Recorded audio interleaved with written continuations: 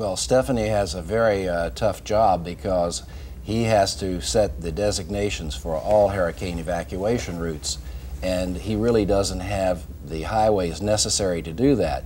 And if you look at Andrew in Florida, you look at Hugo in South Carolina, those people tried to evacuate, but they were unable to because they had inadequate road systems. We are probably even more vulnerable because our only connection to the rest of the country is one 4-lane interstate highway together with some secondary highways.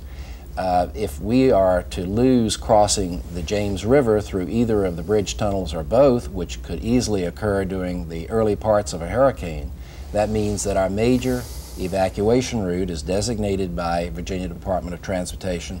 It will be closed.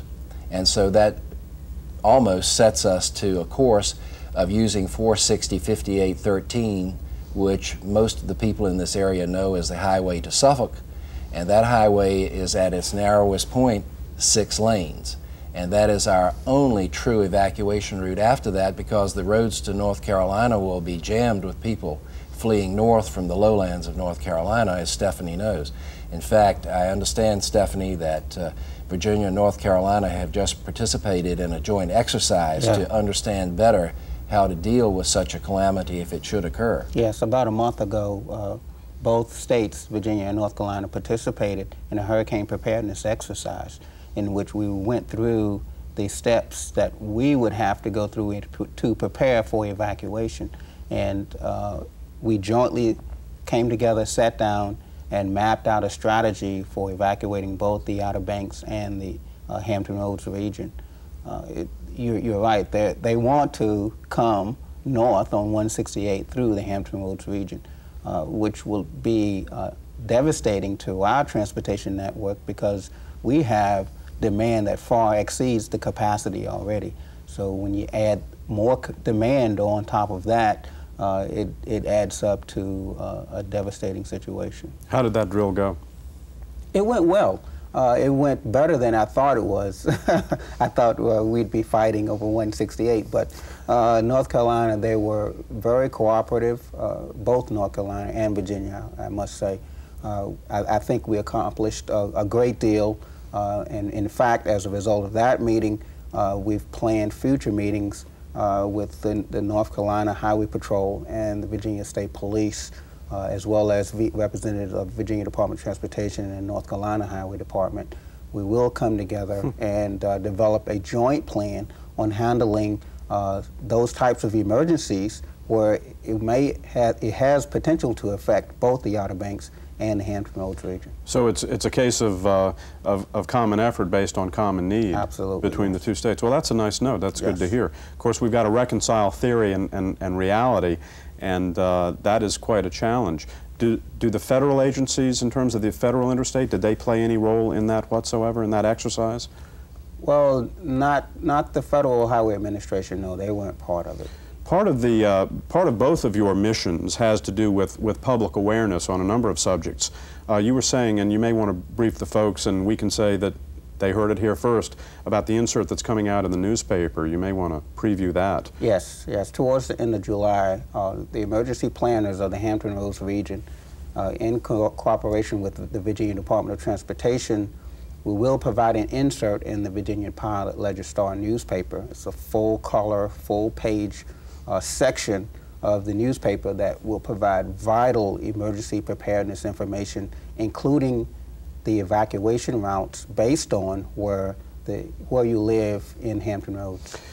Again, I don't want to be scared myself.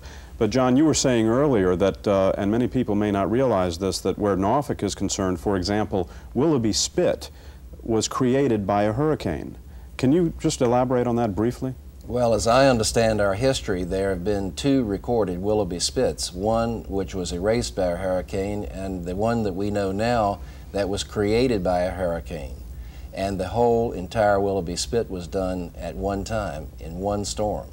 And if you can imagine that kind of storm hitting the Tidewater region today, Hampton Roads as a region is in great danger because of our very low profile. We have a flood potential here that is quite extraordinary.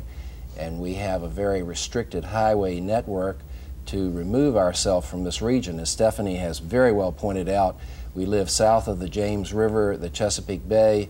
We're bounded on the east by the Atlantic Ocean, on the south by the swamps, and to the west the Elizabeth River. Surrounded by water. And we're really surrounded by water and on a very low plain. And so to get out of here, we need to add new highways.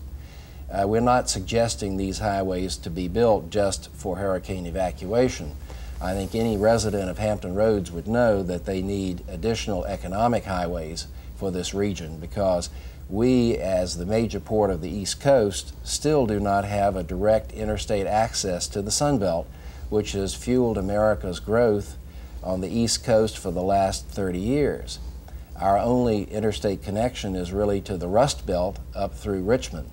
And so today we have a combination need of new highways for hurricane evacuation together with economic need, which we think we could marry together. And that's the reason the Norfolk Federation of Business Districts has taken this as one of their top projects to help our region grow, to give employment to our young people who are being graduated from school without the potential that they should have in our region. So we have a double effort here today to say we need help, but we think we know a way to get that help. In terms of the public, and of course the people watching the show are just that, the public, is there any way that the citizenry can, as well as being informed, can help you in your mission, that is government agencies such as your own? Is there anything beyond awareness that the public should know or can offer? Yes, the public should be prepared, and that's the bottom line. They should be prepared for storms as they approach the coast, and be aware of the storm's tracking, its position, and listen to emergency planners. You can contact your local emergency planner to obtain information concerning your evacuation route, and know your evacuation route. That's probably the biggest thing the public can do to help VDOT, and that is to know your assigned evacuation route and stay on it. Be aware that there's going to be a tremendous amount of traffic out there on the roadways with you, so be patient, stick with it, and you will get out.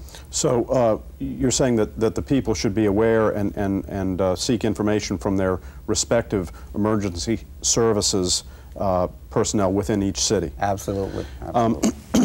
At what point, and again, I don't want this to be hyper-provocative, but at which point would the tunnels be closed? Well, that's a question that I'm asked all the time, and it's a legitimate question, because the tunnels will be closed. The Hampton Roads Bridge Tunnel, at the onset of sustained tropical storm force winds, and that's winds of sustained 34 knots, or about 40 miles per hour. The wind conditions and possibly rain and water coming over the bridge complex has potential to flood the tunnels. And we have those infamous floodgates at the Hampton Roads Bridge tunnels, which will be closed at that point. And at that point, driving conditions will deteriorate to the point where it will become hazardous anyway, with the sustained winds, the flying debris, possibly the driving rain. It will become hazardous to be out on the roadway itself. So there's one thing that a lot of people don't know, and that is we must end the evacuation in time enough to save lives, because the last place we want people is to be caught out on the roadway in a hurricane during a major storm. We have major signs blowing around, debris blowing around. There's no refuge out on the interstate whatsoever. So we don't have a lot of roadway capacity to get the populace out. So that's why the message is be prepared, leave early. Don't wait till the last minute, because we know we cannot possibly evacuate the total populace of Hampton Roads given our existing transportation network. I'm calling you at home, if you don't mind. But, John, some of the information that you gave us about the Norfolk Federation of Business Districts, it's worthy of note. NFBD goals push projects that spur economic growth, and you were referring to that earlier. A new Hampton Roads to Raleigh-Durham Expressway providing hurricane evacuation. So you've linked these safety features to economic development? Is your thought that the same roads that would take us out would bring commerce in or something like that? You want to make me sound intelligent?